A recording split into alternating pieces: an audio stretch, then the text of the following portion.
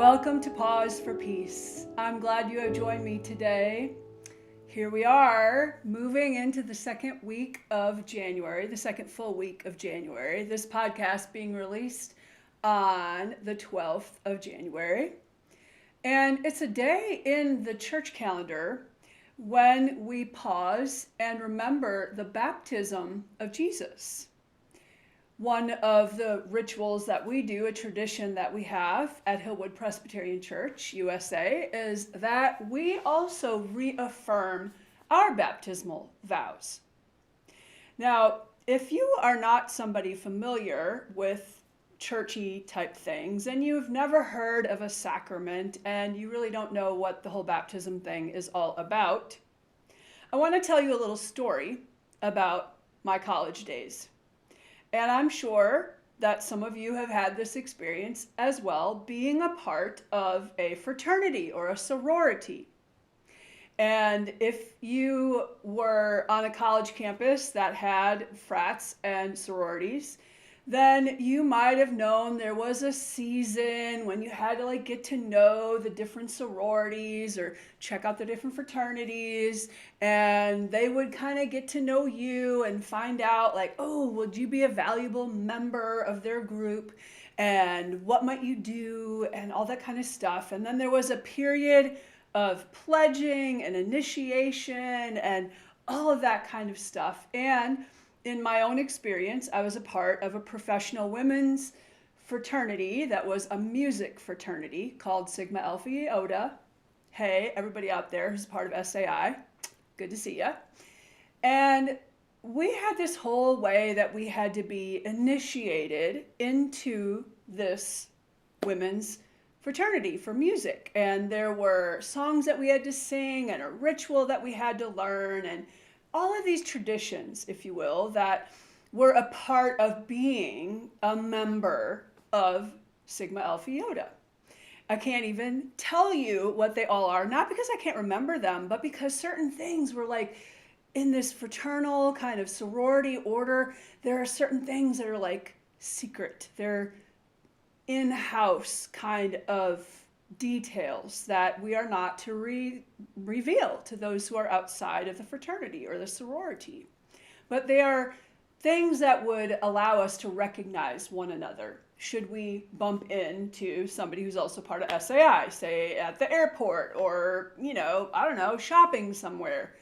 And we would be able to know, if you too are a part of that fraternity or that sorority. That whole season of pledging, of being initiated into this experience. And then also, we would have a ritual where we literally would welcome the person in. And it's all a part of these ancient kind of Greek culture order of fraternities and sororities. And so a lot of it has to do with ancient Greek myth. And at least in my experience, your experience might be different. But if you can think about becoming a member of a sorority or a fraternity is a very similar process of baptism, at least the way we understand baptism in the Presbyterian Church USA. Now, a lot of people might say, wait, time out, especially if they've been a part of a frat or a sorority, where sometimes in college there's some not good things that happen when you're a part of those. But in my experience of a professional women's fraternity of music, there was always very wholesome, hearty things that we did, and it was spreading the joy of music and being able to support one another in professional pursuits in music and also just in the joy of delighting in music. So that was my experience of a fraternity, at least.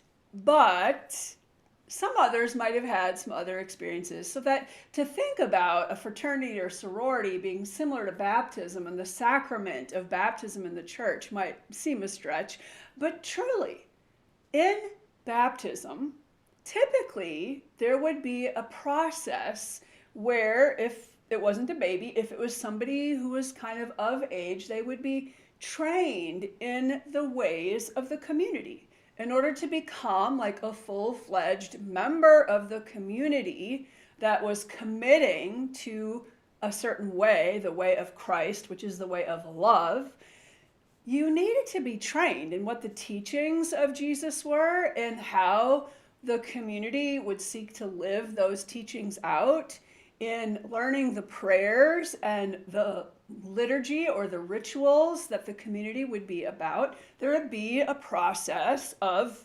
being formed in that, similar to initiation process, and then you would actually make your pledge, you would make your vow, and you would participate in this ritual of baptism. It's called a sacrament in most Christian churches because a sacrament is something where we take a common thing like water and it is made holy. In the Presbyterian Church USA, we believe that Jesus instituted the sacrament of baptism and invited any who want to follow in his way, in this way of love, to come and be a part of this sacrament of baptism, of being initiated into this family of God, this membership of what's called the household of God. In fact, you may or may not be aware that in Christian baptism, often children or adults would take on a new name, or if they kept their first name, the surname would not be used. The surname, which often we call the last name in America, your last name would not be used in this sacrament of baptism, in this ritual of being either dunked in water or had water put on your head. Your last name would not be used because baptism was a way that you were moving from a different family into the family or the household of God. So your father's last name, surname, would no longer follow you because you are now becoming a disciple, a member of the household of God, of the followers of Jesus. This was a radical act in the ancient world, especially in the early movement of Christianity. Those first 300 years of Christianity were so unlike anything we have seen since, because the first 300 years of Christianity was actually illegal to be a Christian until Constantine, the emperor of Rome, decided that he wanted to take on the ways of Christ and make Christianity the religion of his empire. It was not an act that would be taken on lightly. Becoming a member of the household of God through baptism was a radical act in those first 300 years of this movement of love that Jesus was seeking to expand in the world. And we forget that when we baptize today, or when we ourselves remember our baptisms. We forget how radical this act. We are relinquished from our former life, is part of what we say and some of the liturgy that we use, to be initiated into a new way of being. You might even hear preachers or pastors talk about being made new, being a new creation in Christ.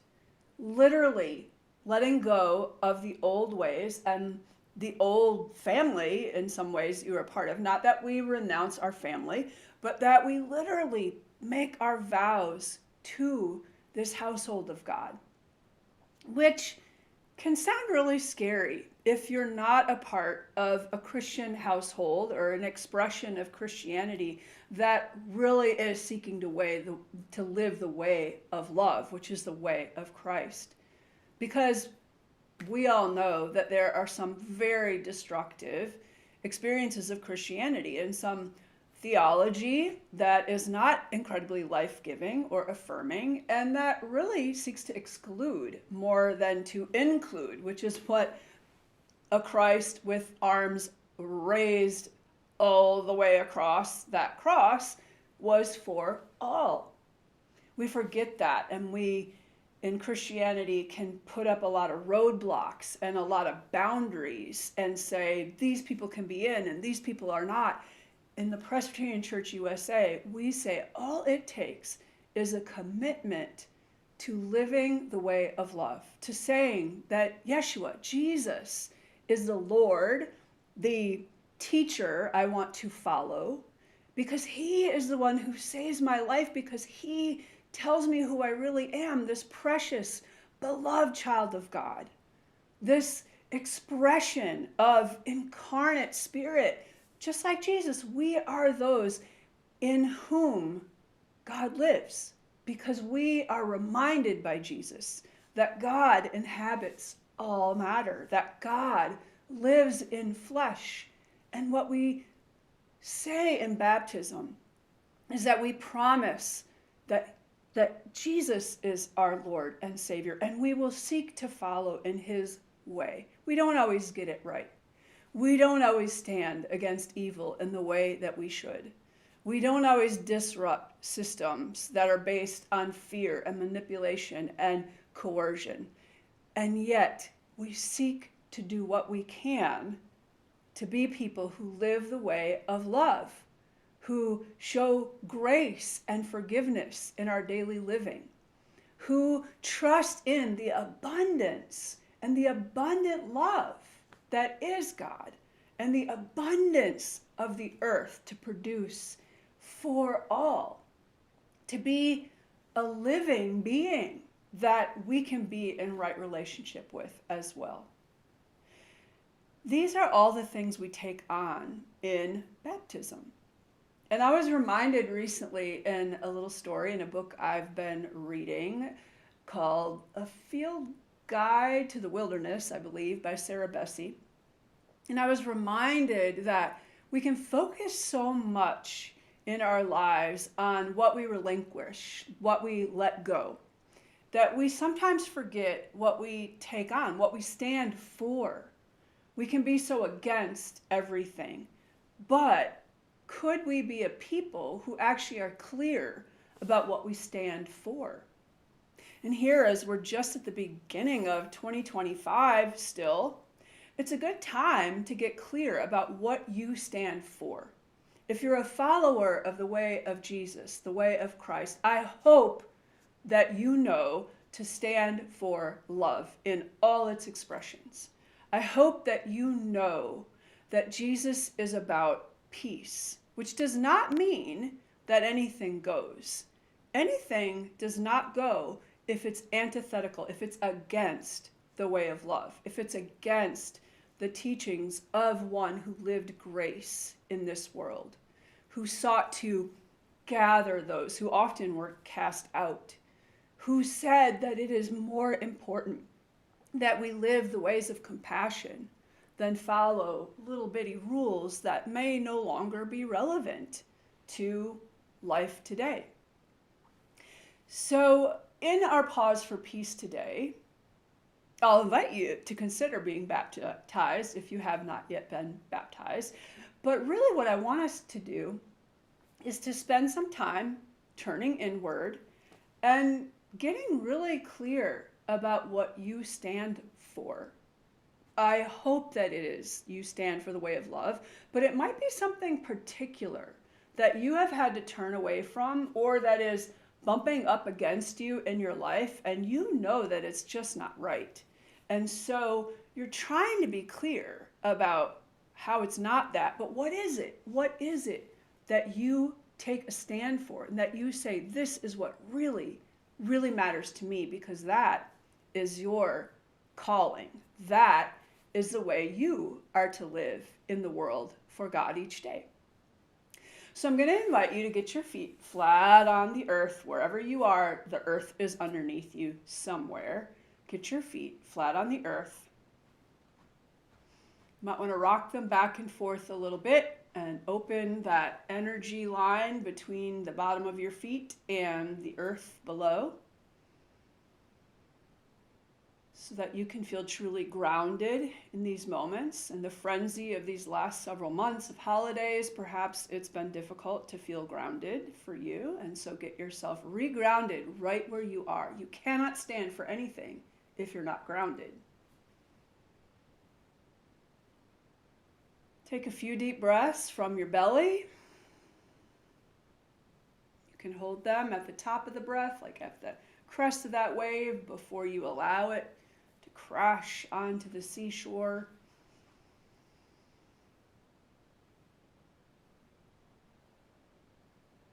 Slowly release that breath. This is a way you can settle in. You're grounded here in the earth. You're open. Your breath is allowing all of your cells of your body to be oxygenated. Now we can turn our attention inward, and maybe a prayer pose is helpful for you. Maybe you experience when you place your hands upon your chest, upon your heart chakra, your heart energy space, perhaps that's when you experience that ability to set that intention to move inward through your heart.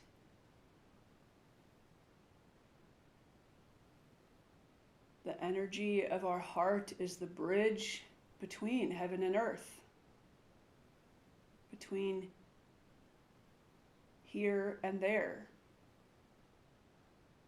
between ourselves and the rest of the world. What pulls at our heartstrings is actually somewhere in that, is actually truth for you about what you are to be about in this world, that for which you are to stand. So let's drop into some stillness as we have this intention that we're focusing on our heart space.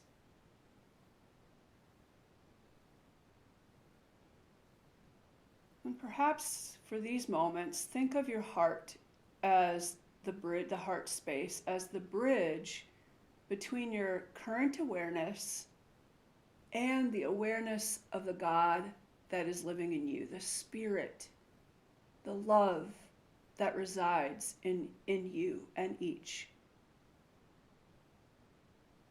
Allow your heart to be the bridge between this moment and this connection with what's often called the pneuma, the Spirit of God.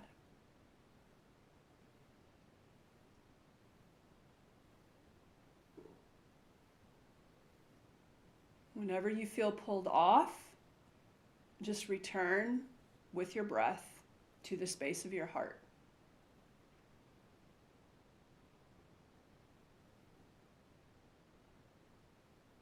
Invite that connection with the Spirit of God that is living in you. It's like greeting an old friend.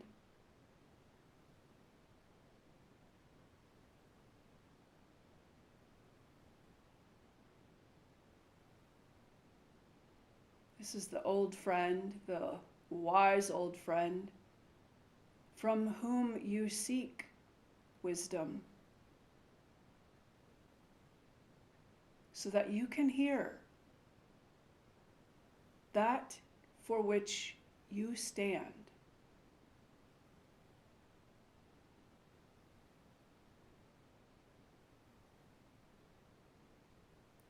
Listen, see, notice the response as you ask that question to the Spirit of God living in you. What is it I stand for, God? What is it I stand for? Holy love, what is it I am to stand for in the year that lies ahead?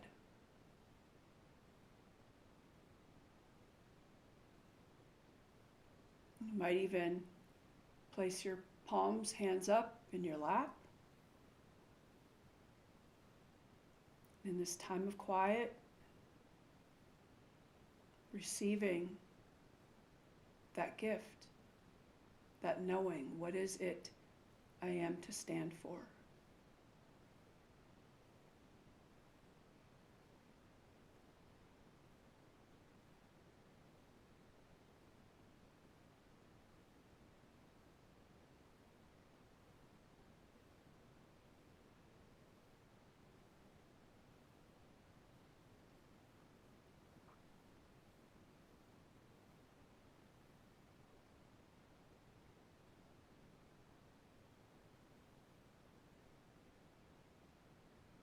maybe something very particular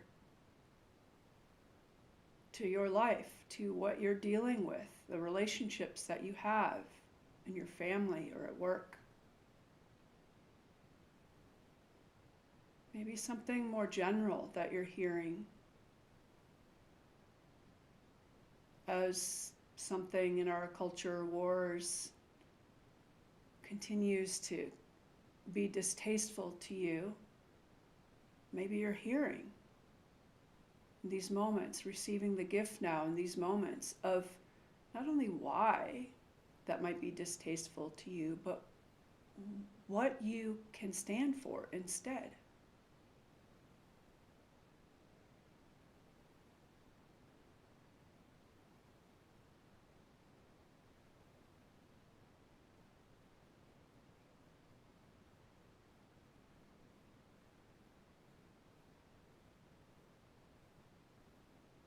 I'm going to invite you to take another deep breath. Release it slowly.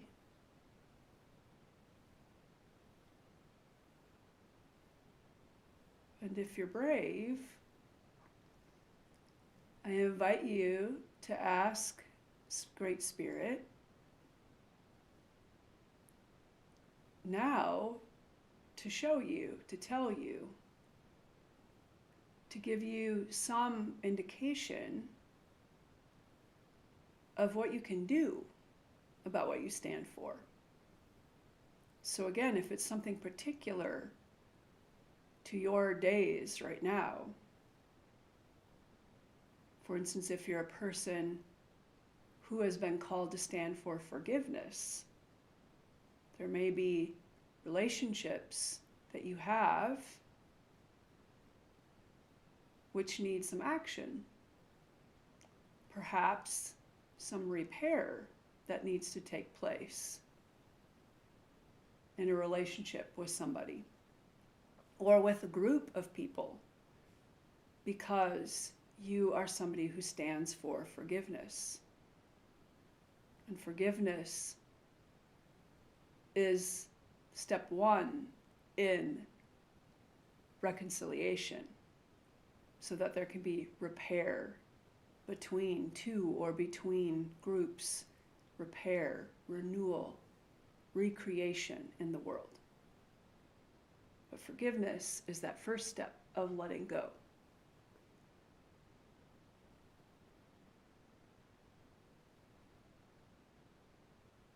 When I stand for forgiveness, I'm one who literally becomes free of those chains that can bind me when I will not forgive another person, or I will not forgive a situation. Those chains bind me to that experience. And when I stand for forgiveness, I finally can be released, because I release myself and I release the other person. That does not mean that I say what the other person might have done to me is okay. It means that I release the bitterness, the anger, the retribution that I have or want, the vengeance I might have for that person. I release that, I let it go. And I allow life to go on, and I allow myself to finally be free. Reconciliation can't always take place. If there's not changed behavior, reconciliation won't take place. But I still can be free. I still can forgive, let go, and go on with my life forward into the freedom that I can have. Perhaps you heard something different, way different than forgiveness. Maybe you stand for truth. Maybe you stand for the humane experience of children living in your neighborhood. Maybe you stand for the end of violence. Perhaps you stand for peace, which is the absence of violence. And so there's an action that needs to take place. I don't know, maybe it's something as simple of making sure that gun owners in your neighborhood actually have the proper way to store their guns, so that there is not violence taking place in your neighborhood because people are getting access to weapons who should not have access to weapons. That's a simple example of how you might stand for peace in the midst of potential violence. All right, let's return to the stillness.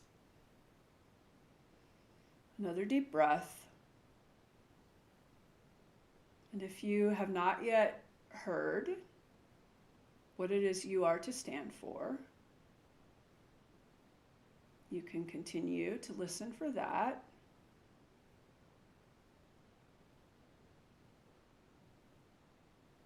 And if you've not yet heard what you then can do about what you are to stand for, you can continue to listen for that in the quiet.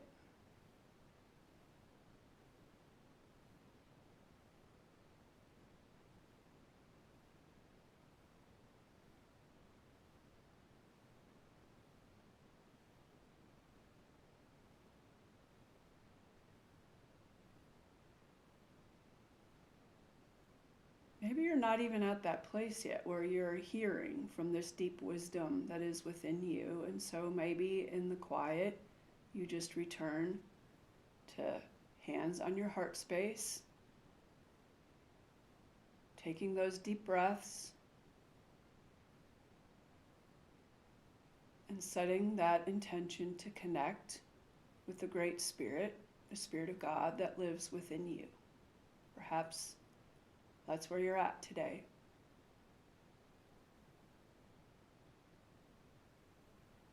Keep on setting that intention then. And at some point you will begin to hear. You will begin to see. You will begin to notice that tug, that clarity that God is giving. But it could take another year of practicing that before you get there, depending on what's going on in your heart space.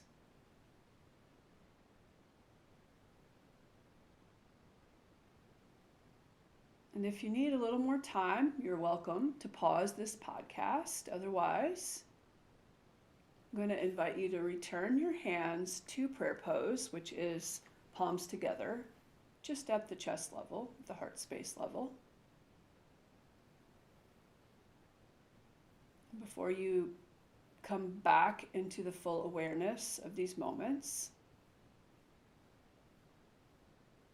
if you'll express inwardly some form of gratitude, even if it's just gratitude for a couple of moments of stillness, of seeking to be recentered so that you can be a person of peace.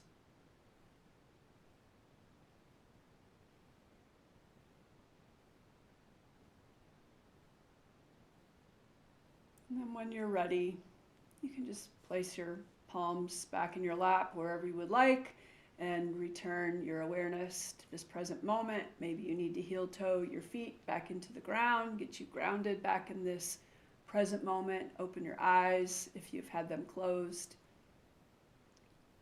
Thanks again for joining me for this time of pause of peace.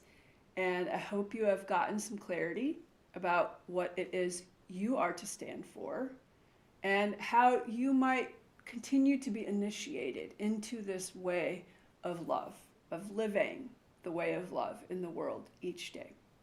I hope you've gotten some clarity about steps to take, about what you are to be about, standing for in the world each day. Thanks so much for joining me today, and I look forward to seeing you next time on Pause for Peace. Blessings.